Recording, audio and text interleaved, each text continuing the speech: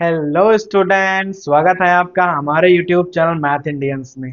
कक्षा 12 गणित में इस समय हम लोग पहला चैप्टर पढ़ रहे हैं, संबंध एवं फलन, रिलेशंस एंड फंक्शंस।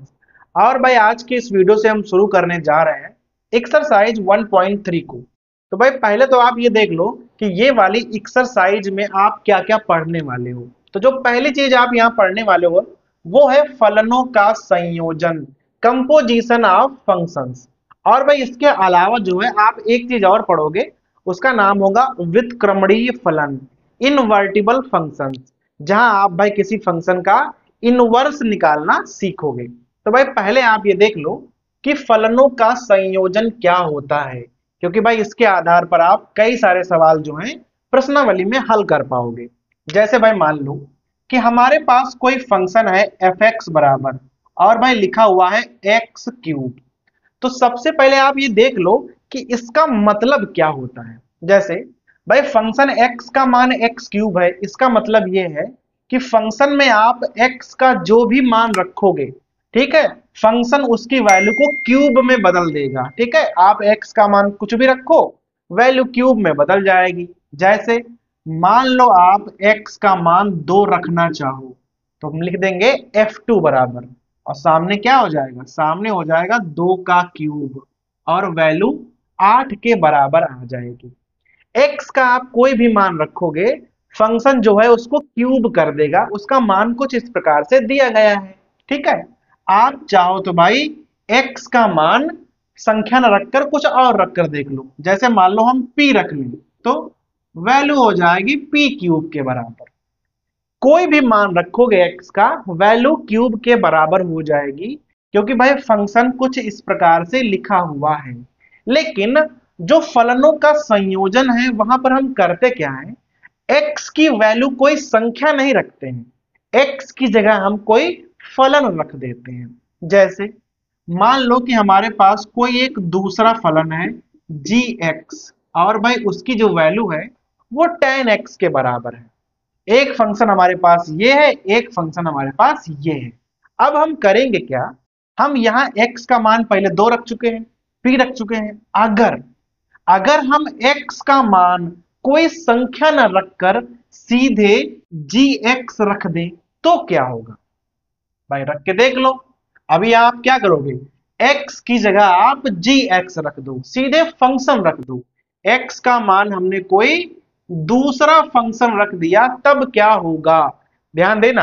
अब x का मान आप क्या रखने वाले हो, x का मान रखने वाले हैं हम gx। तो यहां पर क्या होगा भाई, यहां लिखोगे gx, और उस पर भी 3 घातें लग जाएंगी। आप x का मान जो भी रखोगे, फंक्शन उस पर 3 घातें लगा देगा। मान कुछ इस प्रकार से है, gx की वैल्यू क्या है, tan x, और भाई tan x का क्यूब करोगे तो आंसर में क्या आ जाएगा, tan क्यूब x। इधर वाली चीज इंपॉर्टेंट नहीं है, मेन है इधर वाली चीज। अगर आप किसी फंक्शन में x की वैल्यू कोई दूसरा फंक्शन रखते हैं, तो अंदर क्या बन गया, f इंटू जी एक्स। इसे हम कुछ इस प्रकार से भी लिख सकते हैं। अब आप इसे पढ़ोगे क्या, इसे हम पढ़ेंगे f ऑफ जी एक्स। और ऐसा भाई हम कब करेंगे, जब हम फंक्शन f के अंदर x की वैल्यू जो है वो जी एक्स रख देते हैं, तब यहां बन जाएगा f इंटू जी एक्स। भाई f के अंदर जी एक्स आ जाएगा ना, तो उसे हम पढ़ेंगे f ऑफ जी एक्स। भाई कभी कभी इसे हम फॉग एक्स भी कहा करेंगे। ठीक है, वैसे भाई इसका सही से पढ़ा जाता है f ऑफ जी एक्स, और हमने वैल्यू क्या निकाल दी है, tan क्यूब x। अब भाई ना इसका हम उल्टा करने वाले हैं। अभी तक हमने क्या किया था कि फंक्शन f में x की वैल्यू gx रखी थी, अब इसका हम उल्टा भी तो कर सकते हैं। जैसे भाई यहां अगर हम फंक्शन g को लिख लें इस प्रकार से, और अब यहां जो x की वैल्यू है उसे हम फंक्शन fx के बराबर रख दें, तो क्या हो जाएगा, भाई ध्यान दीजिएगा g। अब यहां क्या हो जाएगा, x की जगह हमने फंक्शन f को रख दिया है। अब देखना यहां पर क्या हो जाएगा भाई, fx का मान क्या है, x क्यूब है। तो जहां जहां x होगा वहां वहां क्या करोगे, वहां आप x क्यूब रख दोगे, तो वैल्यू क्या आ जाएगी, वैल्यू आ जाएगी 10x³। ठीक है, तो आपने भाई देखा कि जब हमने f के अंदर gx रख दिया तो वो बन गया था f ऑफ gx। जब हम g के अंदर fx रख देंगे तो वो क्या बन जाएगा, वो बन जाएगा g ऑफ fx। ठीक है, और भाई उसकी वैल्यू कितनी आ गई, वैल्यू आ गई 10x³। तो इसे हम fog x कहते हैं और इसे हम gauf x कहेंगे। लेकिन भाई सही से क्या है, f of gx g of fx। और दोनों वैल्यू को आप भाई ढंग से देखिए, यहां पर है 10³ और यहां है 10x³। दोनों ही वैल्यू आपस में बराबर नहीं है। अब ये क्यों आपको हम बता रहे हैं, क्योंकि भाई अक्सर आपसे सवालों में पूछेगा कि भाई दिखाइए कि दोनों वैल्यू आपस में बराबर नहीं है। तो यहां पर हमने आपको ऐसे ही करके दिखा दिया है कि g ऑफ fx और f ऑफ gx दोनों की वैल्यू बराबर नहीं है। तो जब आप x की जगह कोई मान न रखकर उसका मान कोई दूसरा फंक्शन रख देते हैं और चीजें इस प्रकार से बन जाती हैं, तो इसे हम कहते हैं फलनों का संयोजन, कंपोजिशन ऑफ फंक्शन। ठीक है, तो यहां तो आपको भाई समझ में आ गया होगा। अब इसे आपको हम बताएंगे मैपिंग से। अब भाई जैसे ध्यान देना, मान लो आपके पास कोई फंक्शन f है जो कि a से b में है। इसी प्रकार से कोई फंक्शन g है जो कि b से c में है। ठीक है, दो आपके पास फंक्शन है और इनका हमें आपस में ना संयोजन कराना है। तो देखना भाई हम कैसे करेंगे। पहले आप a को बना लो इस प्रकार से, ये a हो गया और ये वाला भाई हो गया b, और यहाँ फंक्शन f है। ठीक है, अब भाई ध्यान देना, जैसे कोई फंक्शन f है जो a से b में है, तो अगर आप यहाँ x की वैल्यू रखोगे, यहाँ x की वैल्यू रखोगे तो यहाँ आपको fx की वैल्यू प्राप्त हो जाएंगी। यही तो होता है, ये भाई डोमेन है, ये हमारा रेंज है। डोमेन में x की वैल्यू रखी जाती है और रेंज में हमें फंक्शन का मान पता चलता है। इस प्रकार से तो भाई बनता है फंक्शन। अब g में आ जाओ, देखो ये हमारा a था, ये हमारा b था। g में क्या है कि b से c में है, तो b तो हमने पहले बना रखा है, अभी आपको केवल c यहां बनाना पड़ेगा और ये वाला g फंक्शन है। देखो अब आप g में क्या है, x की वैल्यू यहां रखते हो तो यहां gx की वैल्यू प्राप्त हो जाती है। लेकिन भाई यहां पर प्रॉब्लम क्या है कि जो x की वैल्यू है वो fx के बराबर है, अर्थात g में आप x की जगह fx रखने वाले हो तो आपको यहां पर क्या प्राप्त हो जाएगा, आपको यहां प्राप्त होगा g ऑफ fx। भाई यहां x की वैल्यू रखी तो यहां fx की वैल्यू आ गई, लेकिन g में आपको x की वैल्यू fx रखनी है तो आंसर में क्या प्राप्त होगा, आंसर में प्राप्त होगा g ऑफ fx। ठीक है, अब अगर आप इसको एक में मिला दो सीधा, बी वाले को आप न मत मानो कि भाई बी वाला नहीं है, तो सीधे ए से सी में क्या हो जाएगा, आपने x की वैल्यू रखी तो सीधा आपको g ऑफ fx प्राप्त हो गया है।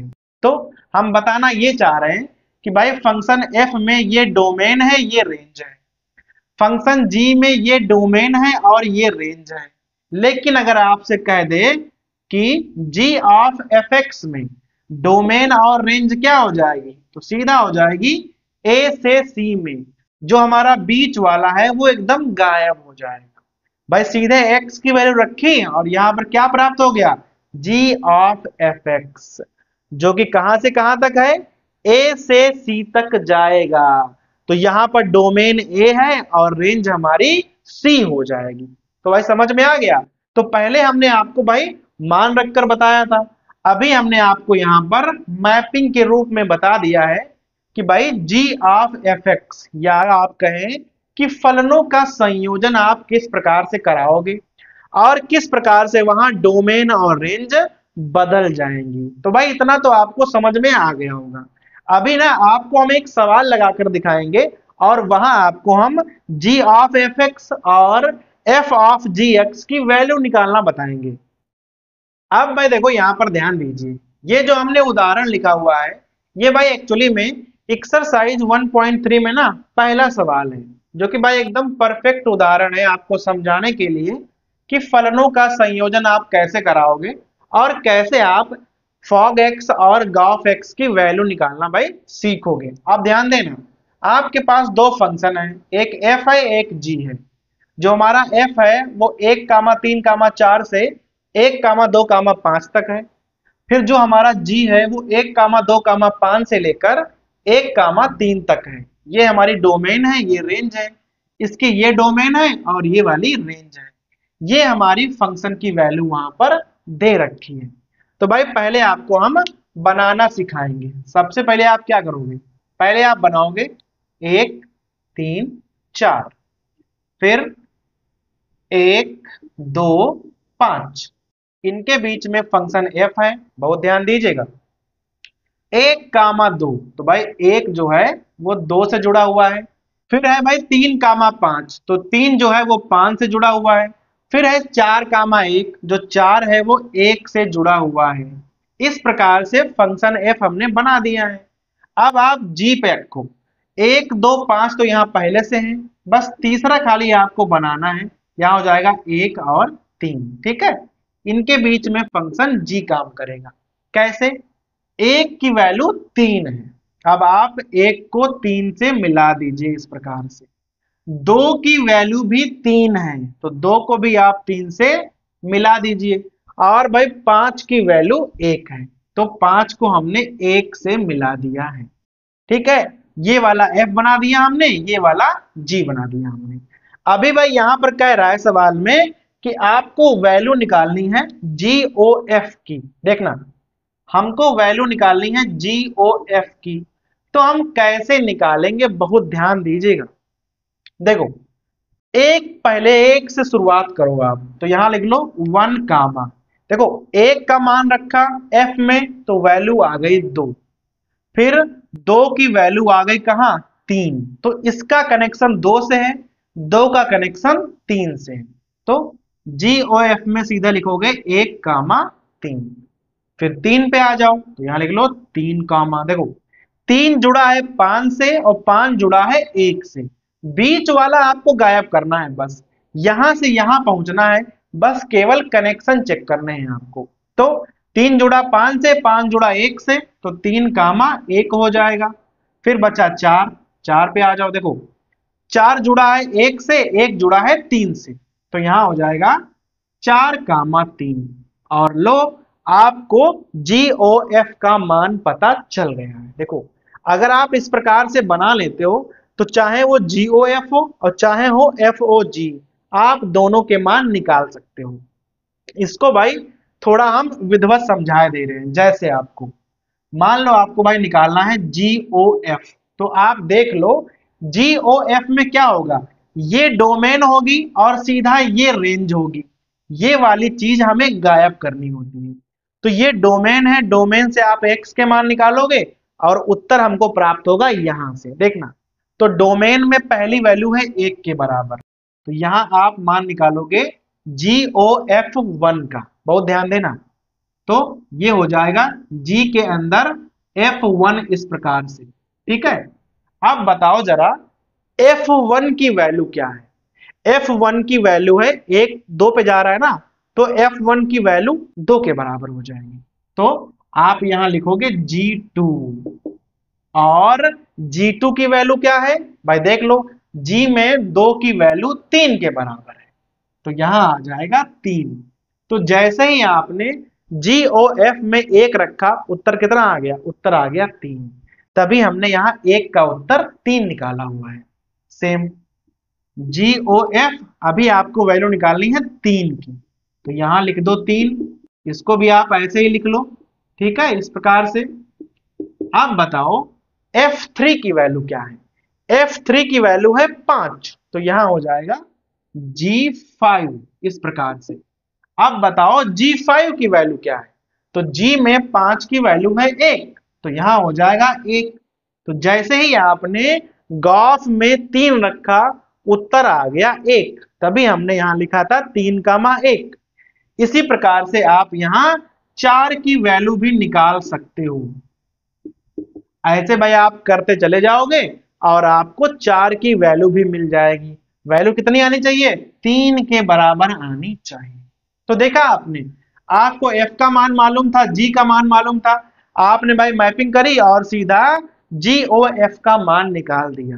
तो जब आप f और g से g o f या f o g का मान निकालते हो ना, तो उसे हम कहते हैं फलनों का संयोजन।